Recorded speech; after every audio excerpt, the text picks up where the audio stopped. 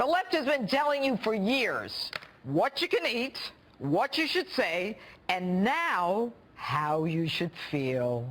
Take a listen to Michelle Obama. Yes, I do, because we feel the difference now. Yeah. See, now we're feeling what not having hope feels like. You know, hope is necessary. It's a necessary concept. What else do you have if you don't have hope? Really? This from a woman who in 2008, at 44 years old, said for the first time in her life she was proud of her country when her husband was running for president. And now, 8 years later, you're out of hope, Michelle? You've lived a life few can even imagine.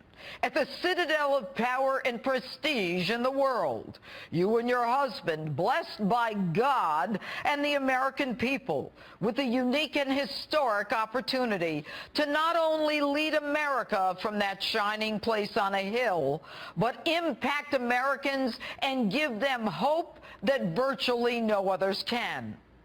And now that you're leaving, hope is gone?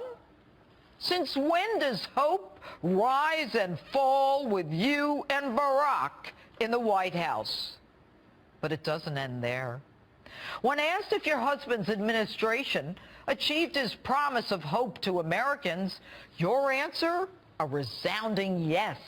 Quote, especially in times of crisis and turmoil. Are you kidding?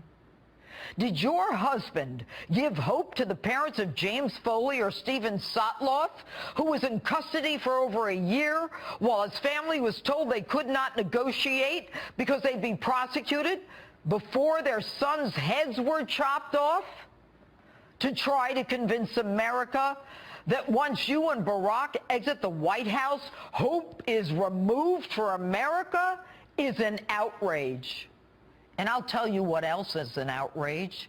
An outrage is when your husband struts up to the microphone at a national prayer breakfast and tells Christians to get off their high horses because the Christians are afraid of Muslim terrorists cutting their heads off. And I'd say that that was a crisis, but no hope there. ISIS today only looms larger. And by the way, Michelle, have you heard of San Bernardino, Orlando, or that workplace violence that happened at Fort Hood in Texas?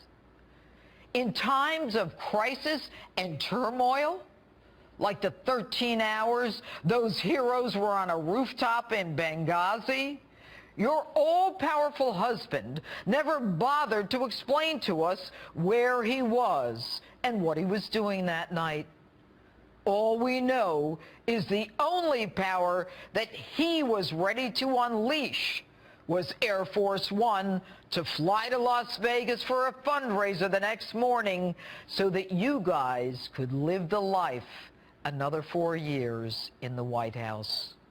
But I get it. For you, hope is gone. You and your family and friends won't be able to fly to another 46 countries with security and hair and makeup in tow. Michelle, you may not realize it, but Americans rejected you and everything you stand for. They know what hope is.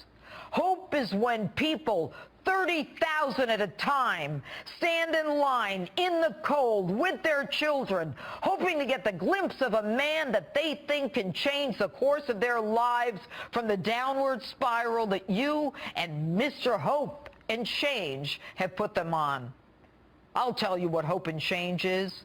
Hope and change is when people show up 20,000 strong after an election, desperate to see the man who actually brought back jobs, almost 1,000, when your husband said it was impossible to bring them back at Carrier. And by the way, if you want to know what it really feels like to not have hope, just walk out of the White House. As ordinary Americans, you'll see real fast. Welcome to the America you created, the one with a racial divide, a disrespect of law enforcement and the military, illegals cruising our borders, draining our schools and social services, ISIS and refugees on the rise. No hope? Michelle, I'm surprised at you. What happened to when they go low, we go high? And that's my opening statement. Tell me what you think on my Facebook page or Twitter. #Judge Jeanine.